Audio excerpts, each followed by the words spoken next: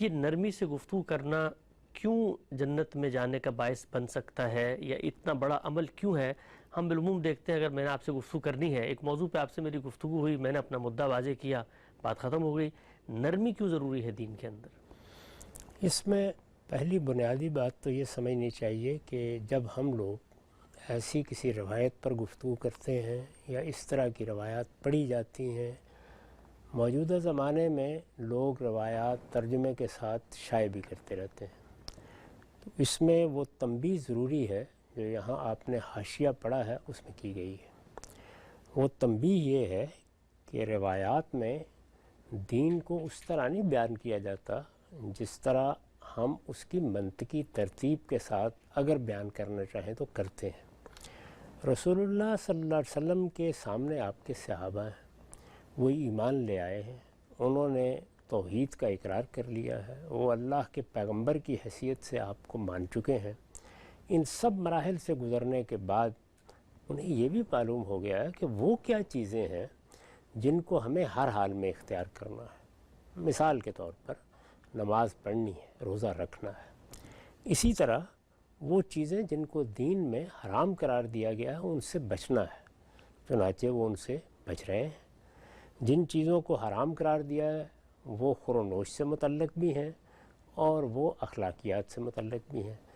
مدعا یہ ہے کہ مخاطبین وہ لوگ ہیں جن کو منطقی ترتیب کے ساتھ اب جہاں سے دین شروع ہوتا ہے جہاں ختم ہوتا ہے وہ پورا بتانا مقصود نہیں ہے، بلکہ ان میں شدید طلب ہے اس بات کی کہ ہم کوئی نیکی کا کام کر لیں، کوئی خیر کا کام کر لیں، کوئی ایسا کام کر لیں جس میں اللہ تعالیٰ کی رحمت ہماری طرف متوجہ ہو اور ہم جنت سے محروم نہ ہو جائیں، وہ اللہ کی نعمت ہمیں مرنے کے بعد میسر آ جائے. اس میں اللہ کے پیغمبر بعض چیزوں کی طرف توجہ دلاتے ہیں.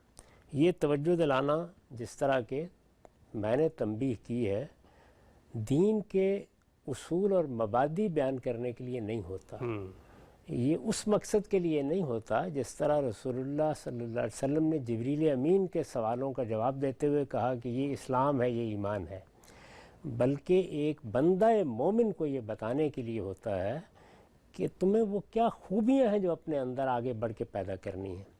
خوبیوں کے بارے میں اگر آپ انسانی نفسیات کا مطالعہ کریں تو ایسا نہیں ہوتا کہ ہر شخص ہر طرح کی خوبیوں میں کمال اختیار کر سکتا ہے. اللہ تعالیٰ نے انسانوں کے مابین بہت تفاوت رکھا ہے، صلاحیت کا، مزاج کا، افتاد طبع کا، رجحانات کا. چنانچہ نیکی اور خیر کے معاملات میں بھی لوگوں کے الگ الگ انتخاب ہوتے ہیں، تو اس لیے کبھی کسی چیز کی طرف توجہ دلائی جاتی ہے، کبھی کسی چیز کی طرف توجہ دلائی جاتی ہے. یہ چند اصولی باتیں روایت یا حدیث کے بارے میں جاننی ضروری ہیں. ٹھیک.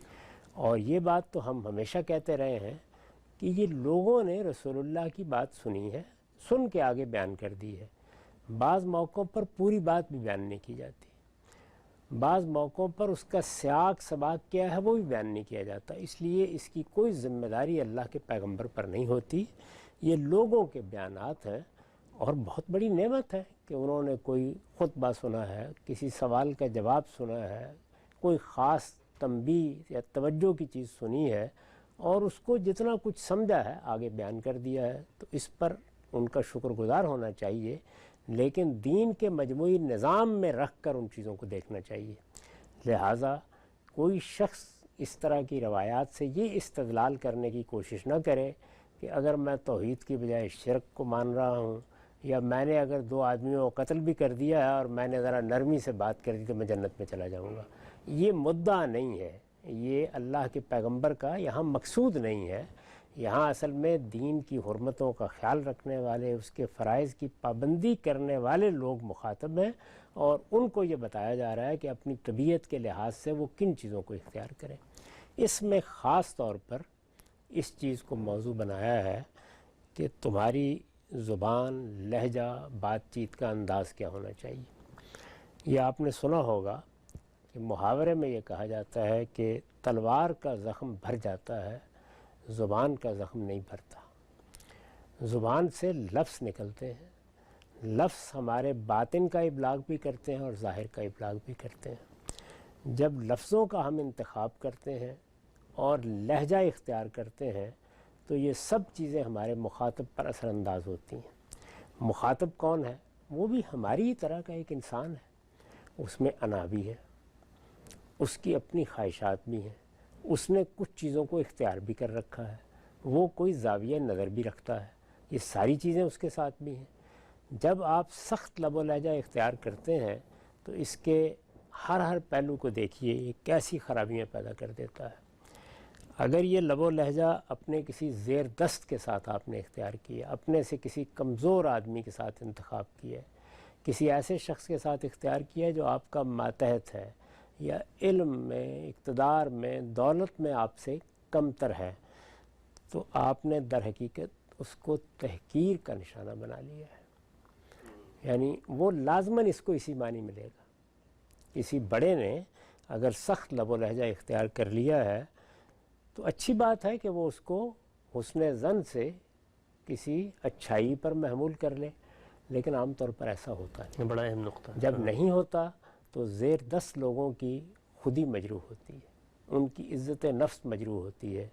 اس لیے رسالت مآب صلی اللہ علیہ وسلم نے یہاں بھی اور بہت سے دوسرے موقعوں پر بھی اس پہ توجہ دلائی۔ یہ بھی ذہن میں رہے کہ خود قرآن مجید نے اسی کی تلقین کی ہے، قولوا للناس حسنا، یا یہ کہا ہے کہ تقوی اختیار کرو اور ہمیشہ قول سدید کی پابندی کرو، سیدھی بات، صاف بات، نرمی کی بات۔ ایک اور موقع پر رسالت مآب صلی اللہ علیہ وسلم نے فرمایا ہے کہ عائشہ، وہ کام جو نرمی سے نکلتے ہیں وہ سختی سے نہیں نکلتے، اور بارہا ایسا ہوتا ہے کہ سختی ان چیزوں میں بھی دشواری پیدا کر دیتی ہے جو بڑی آسانی کے ساتھ نرمی سے کیے جا سکتے ہیں۔ انسانی نفسیات اس سے کیسے متاثر ہوتی ہے، اس کا سب سے اچھا بیان وہ ہے جو خود قرآن نے رسالت مآب صلی اللہ علیہ وسلم کے بارے میں فرمایا ہے۔ آپ غور کریں تو انسانی نفسیات کا ایسا تحلیلی پہلو اس میں واضح ہوا ہے کہ جو شاید کسی بڑی سے بڑی کتاب میں واضح نہ ہو۔ لوگ کون ہیں؟ وہ جو ایک شخص کو پیغمبر مان کر اس کے ساتھ آئے، یعنی میں کسی شخص کو بڑا عالم سمجھتا ہوں، میں اس کو بڑا لیڈر یا رہنما سمجھتا ہوں، میں یہ سمجھتا ہوں کہ یہ زومائے قوم میں سے ہے، یہ سب چیزیں بہت کم، بہت چھوٹی ہیں۔ ان کے مقابلے میں کسی شخص کے بارے میں یہ سمجھنا اور اس کو مان لینا کہ یہ اللہ کا پیغمبر ہے، اس کا مطلب یہ ہے کہ انسانوں کے مابین جو چند لاکھ کا کہہ لیجئے یا چند ہزار کا انتخاب ہوا ہے اربوں انسانوں میں، ان میں سے یہ شخص بھی ہے ایک۔ اور یہ انتخاب کس نے کیا ہے؟ خود اس پروردگار نے کیا ہے۔ انتخاب کر کے ذمہ داری کیا دی ہے؟ اپنے نمائندے کی حیثیت سے، اپنے سفیر کی حیثیت سے، اپنے پیغمبر کی حیثیت سے اس کو مامور کر دیا ہے، اور اس کے بارے میں مجھ سے کیا تقاضا کیا ہے کہ اس کی اطاعت اللہ کی اطاعت ہے، اس کی اتباع دین کا تقاضا ہے، اس سے محبت ایمان کا تقاضا ہے۔ یہ ساری چیزیں قرآن مجید میں بیان ہوئی ہیں پیغمبروں کے بارے میں۔ ان سب چیزوں کو مان کر، ان کا اقرار کر کے لوگ مسلمان ہو گئے، اور آج نہیں ہے جبکہ پیغمبر ایک تاریخی شخصیت بن چکا ہے، کشمکش میں مسلمان ہوئے ہیں، اپنا گھر چھوڑا ہے، اپنا وطن چھوڑا ہے، اپنے اعزاء اقربا سے بغاوت کی ہے، ایک ایسی بستی میں، معاشرے میں ایمان لائے ہیں جہاں ایمان لانا آسان نہیں۔ اور ایمان لانا آسان یا مشکل کو آپ الگ چھوڑیے، ویسے ہی ہم روزمرہ یہ دیکھتے ہیں کہ ایک آدمی کے لیے اپنی معاشرت کو، اپنے خاندان کو ترک کرنا اور ایک مذہب سے دوسرے مذہب میں چلے جانا کوئی آسان کام نہیں ہوتا۔ یہ سب انہوں نے کیا ہے۔ اس سب کے باوجود قرآن مجید یہ کہتا ہے کہ اگر اے پیغمبر تم درست خو ہوتے تو یہ تمہارے ساتھ نہیں آ سکتے۔ درست خو مطلب یعنی سختی سے بات، سختی سے بات کرنے والے ہوتے، یعنی آپ دیکھیے کہ لو کنتا فظا غلیظ القلب، اگر تمہارے ہاں طبعی درستی ہوتی اور اگر تم سختی کے ساتھ بات کرنے والے ہوتے تو لنفضوا من حولک، یہ تمہارے گرد و پیش سے چھٹ جاتے، نہ رہتے، پیغمبر ہونے کے باوجود، پیغمبر ہونے کے بعد۔ اسی لیے میں نے یہ بتایا کہ اس حیثیت سے مان کر بھی ایک شخص کی جب خودی مجروح ہوتی ہے، عزت نفس مجروح ہوتی ہے، درست خوئی جب اس کو ایک ایسی جگہ کھڑا کر دیتی ہے جہاں وہ اپنے آپ کو پسپا سا محسوس کرتا ہے، تو وہ پیغمبر سے بھی گریز کرنے پر مجبور ہو جاتا ہے۔ اور یہ کون بیان کر رہا ہے؟ اس کائنات کا پروردگار بیان کر رہا ہے۔ تو اس سے اندازہ کیا جا سکتا ہے کہ درست خوئی یا بد اخلاقی یا اچھے طریقے سے بات نہ کرنا یا نرمی سے بات نہ کرنا، یہ کس اعتبار سے ہلاکت کا باعث بن جاتا ہے۔ دعوت کے لیے بن سکتا ہے، تعلق کے لیے بن سکتا ہے، اور یہاں جب یہ پیغمبر کو چھوڑ جائیں گے تو ایمان کے لیے بلکہ آخرت کے لیے بن سکتا ہے۔ اتنی بڑی بات ہے جو قرآن مجید نے ارشاد فرما دی ہے۔ اسی طرح سے اگر زیر دست نہیں ہیں، آپ سے چھوٹے نہیں ہیں، برابر کے لوگ ہیں، کوئی مجادلہ ہو رہا ہے، کوئی مباحثہ ہو رہا ہے، اس میں بھی جیسے ہی آپ درست خوئی پر اترتے ہیں تو بات کے سمجھنے سمجھانے کا عمل ختم ہو جاتا ہے۔ یعنی مجھے خود زندگی میں یہ تجربہ ہوا ہے کہ اگر کبھی 2 4 10 دفعہ ایسا لب و لہجہ اختیار کر لیا، انسانی فطرت ہے، یعنی بعض اوقات آپ کا مخاطب صحیح رویہ نہیں اختیار کر رہا ہوتا، بعض اوقات وہ صحیح جگہ سے بات نہیں سمجھ رہا ہوتا، بعض اوقات وہ کسی سنجیدہ مسئلے کو تمسخر کا نشانہ بنا لیتا ہے۔ ایسا بارہا ہوتا ہے کہ آپ نے ہر پہلو سے استدلال کو واضح کر دیا لیکن آگے سے ضد اور ہٹ درمی کا مظاہرہ ہو رہا ہے۔ یہ ساری چیزیں تلخ نوائی پہ آمادہ کر دیتی ہیں آدمی کو، لیکن جب بھی آپ اس کا ارتکاب کریں گے آپ کچھ نہ کچھ توڑ دیں گے۔ یعنی جیسے آپ اگر شیشے کے برتن کہیں پڑے ہوں اور وہاں چل پھر رہے ہوں تو یہ آپ سے تقاضا کیا جاتا ہے کہ احتیاط کریں۔ تو انسانوں کا معاملہ بھی یہی ہے، یعنی ان کے دل بھی ایسے ہی ہیں، ان کے دماغ بھی اپنا رد عمل ظاہر کرتے ہیں، تو اسی طرح آپ گینوں کے انداز میں کرتے ہیں۔ ان سب چیزوں کا برابر کے لوگوں میں بھی لحاظ کرنا چاہیے۔ اگر لوگ آپ سے بڑے ہیں، آپ سے برتر ہیں، تو پھر تو یہ چیز اور بھی زیادہ خرابی کا باعث بنے گی۔